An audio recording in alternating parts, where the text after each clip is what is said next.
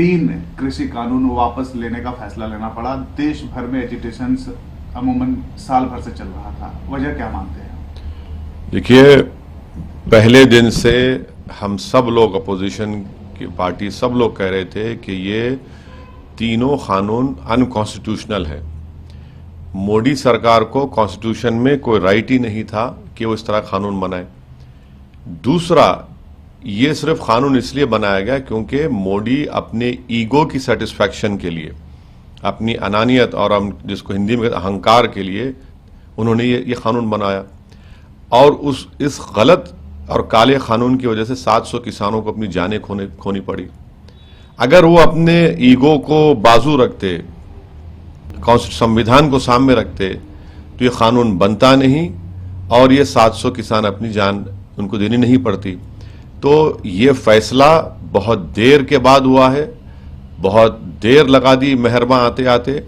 और तीसरी बात यह है कि मोदी, ये मैं शुरू से कह रहा हूं, ये सरकार डरती है जब जनता रोड पर निकलकर प्रोटेस्ट करती है।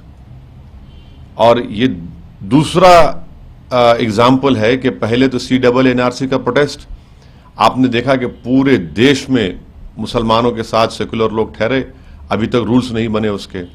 दूसरा ये किसानों का आंदोलन, तो ये यकीनन किसानों के आंदोलन की, किसान के तमाम किसानों की ये कामयाबी है। और चौथी बात, इसमें ये बात साबित हो गई कि ये बड़ा प्रचार बीजेपी ने किया था कि 1 नेशन के लिए 1 कानून होना चाहिए, आपको वापस लेना पड़ा। तो 1 नेशन के लिए 1 इलेक्शन भी गलत है। हर स्टेट में इलेक्शन जब भी होगा तभी तो हम सरकार को आड़े हाथ लेंगे और सरकार काम करेगी गरीबों का।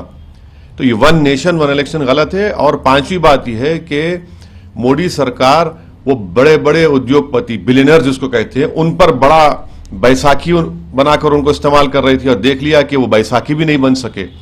तो इनको ये जो फैसला लेना पड़ा, इनको आने वाले स्टेट इलेक्शन में, इनको जिसे उर्दू में कहते हैं कि नविश्ते दीवार, राइटिंग ऑन द वॉल नजर आ गई। तो इसीलिए अपने आप को बचाने के लिए, अपनी पार्टी को बचाने के लिए उन्होंने ये फैसला लिया है। और इसमें यह मत समझिए कि मोदी जी बड़ा काम किए। इनको नजर आ गया था कि देश इनके खिलाफ हो रहा है और चुनाव में जाना है उनको, उत्तर प्रदेश में, पंजाब में और 2-3 स्टेट में, इसलिए फैसला लिया गया। और शायर ने सही कहा था कि दहन पर है उनका गुमान कैसे कैसे, कलाम आते हैं दरमियान कैसे कैसे, जमीनो चमन गुल खिलाती है क्या क्या, बदलता है रंग आसमां कैसे कैसे। तो वो दिन दूर भी नहीं है इंशाल्लाह जब मोदी सरकार CAA का कानून भी वापस लेगी। आप चाहते हैं कि जो कानून बने थे? नहीं, ये सब अनकॉन्स्टिट्यूशनल है ना, ये सब अनकॉन्स्टिट्यूशनल कानून है। आपने अपने ब्रूट मेजॉरिटी के ऊपर, अपने ईगो की सेटिस्फैक्शन के लिए, अपने अहंकार को सेटिस्फाई करने के लिए आपने इस तरह कानून बनाए। बिल्कुल गलत कानून है, इसका अनकॉन्स्टिट्यूशनल कानून है, चाहे फार्म लॉज हो। 1 साल प्रोटेस्ट चला। तो ये देखिए, मोदी सरकार सिर्फ प्रोटेस्ट करने वालों को हरास करती है, जेल में डालती है, UAPA लगाती है, मगर आज उनको जैसा हम बोलते हैं कि मट्ठी चाटना पड़ा, उनको अपना वापस लेना पड़ा। वो देख लिए कि ये सब उसमें उनका नुकसान हो रहा है। 2 बातें जो आपकी बात से निकल कर आ रहा है सामने की, कृषि कानून बल्कि CAA, लेकिन क्या आप ये मानते हैं कि 370 का जो फैसला हुआ या 35A का जो फैसला हुआ वो भी अनकॉन्स्टिट्यूशनल है? आपने देखा कश्मीर में कल क्या हुआ? क्या हुआ? आप तो इंसानों को ह्यूमन शील्ड के साथ इस्तेमाल करके वहां पर आप गोली मार दिए। क्या आप कह रहे हैं कि 370 हटाने के बाद कश्मीर स्टेबल हो गया? कहां स्टेबल हुआ? गृह मंत्री देश के श्रीनगर में है और पटाखे फुटते हैं, हजारों के साथ पटाखे फुटते हैं, और कल वहां पर ह्यूमन शील्ड के तौर पर इस्तेमाल किया गया और अब लाश भी नहीं देते। तो क्या हालात बदले कश्मीर? कुछ हालात नहीं बदले। आप सिर्फ अपनी जिद, अपने आइडियोलॉजिकल जो गोल्स हैं उसको पूरा करने के लिए अनकॉन्स्टिट्यूशनल तरीके से कानून बना रहे हैं पूरा। वो भी वापस होना चाहिए। नहीं, आप ये तो सब देखते जाइए ना आगे क्या क्या होता है। मगर क्या कश्मीर में स्टेबिलिटी आ गई? क्या कश्मीर में अमन हो गया? कहां हुआ है? जब लोग रोड पर निकलकर मरने वाले इनोसेंट लोग कह रहे हैं कि कम से कम हमारी लाश तो दे दो हमारी, आज आपको एक्सह्यूम करना पड़ा उनकी बॉडी को। कहां आपने स्टेबिलिटी लाई कश्मीर में? कहां LAC और LOC पर अमन है? लद्दाख में के अंदर आप जाइए, ऊपर चीन बैठा हुआ है। आपने पाकिस्तान से दोबारा सीज फायर क्यों किया और उसके बावजूद भी वहां पर ड्रोन से हथियार आ रहे हैं? तो देखिए हर महाज पर मोदी सरकार नाकाम साबित है और ये बताता है देश को, और हमको ये पैगाम मिलता है कि कोई भी सरकार अगर 300 MP सीट जीत कर ला भी लेती है तब भी वो गवर्नेंस नहीं कर पा रहे हैं ना, गवर्नेंस नहीं कर पा रहे हैं। इसीलिए इनको हालत मजबूरी में अपने आप को बचाने के लिए ये इस तरह के कानून को वापस लेना पड़ा। काला कानूनी और अनकॉन्स्टिट्यूशनल है।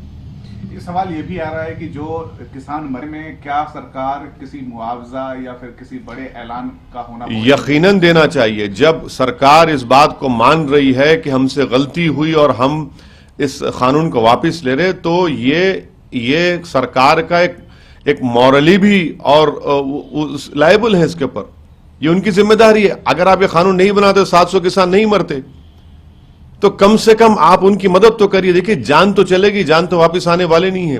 पैसा किसी इंसान के, किसान की जान की कीमत नहीं बन सकता, मगर कम से कम उन किसानों से अगर मोदी सरकार को इतनी हमदर्दी वाकई में है तो हम इस बात का डिमांड करते हैं कि मोदी सरकार उनको एक्सग्रेशिया दे। जब आप मान चुके हैं कि ये अनकॉन्स्टिट्यूशनल था, इनसे गलती हुई, हमने अपने ईगो की सेटिस्फैक्शन के लिए अपनी ब्रूट मेजॉरिटी के ऊपर एक काला कानून बनाया जिसको हम वापस ले रहे हैं, तो उनकी मदद करिए। उन 700 किसानों के ताल्लुक से भी आप थोड़ा अपने दिल में नरमी पैदा करिए, जरा नमी दिखाइए और उनकी मदद करिए। और लखीमपुर खीरी में जो हुआ, लखीमपुर खीरी में तो वो तो मंत्री बने बैठे हैं, उनका बेटा जेल में है जिसने उन किसानों को मारा। आप मंत्री पद पे कैसा रहेगा? कैसे इंसाफ होगा उन किसानों से, जो 4 किसानों से जिसको मंत्री के बेटे ने अपनी गाड़ी से रौंद दिया, अपनी राइफल से उन पर गोली चलाई। अगर सुप्रीम कोर्ट सोमोटो नहीं लेता तो वो बेटा भी गिरफ्तार नहीं होता। तो ये भी तो देखना पड़ेगा ना। कानून वापस जैसे लिए हैं, क्या मंत्रालय गृह मंत्री का?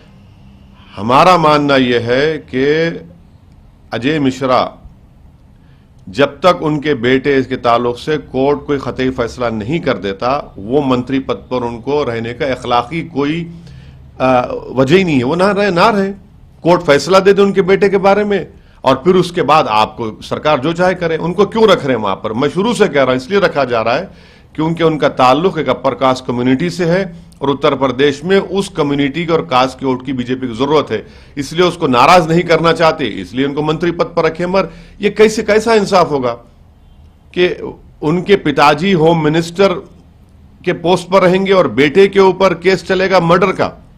ये तो सुप्रीम कोर्ट के सो मोटो लेने से ही तो इतनी बात आगे बढ़ी, वरना वो तो वहीं खत्म हो जाता।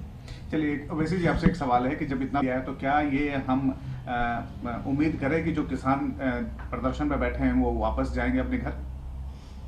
अब ये तो किसान आंदोलन में जो उनके नेता हैं, जो उनके जिम्मेदार हैं, वो इस बात का फैसला लेंगे। मैं उस पर कुछ नहीं बोल सकता, मगर ये बात तो साबित हो गई है कि मोदी सरकार ने गलती की, अनकॉन्स्टिट्यूशनल कानून बनाया और इस बात ये भी साबित हो गई कि 300 MP रहने के बावजूद भी जब देश की जनता किसी सरकार के गलत फैसले के खिलाफ रोड पर निकलकर कंसिस्टेंटली प्रोटेस्ट करती है तो ये सरकार पीछे हट जाती है।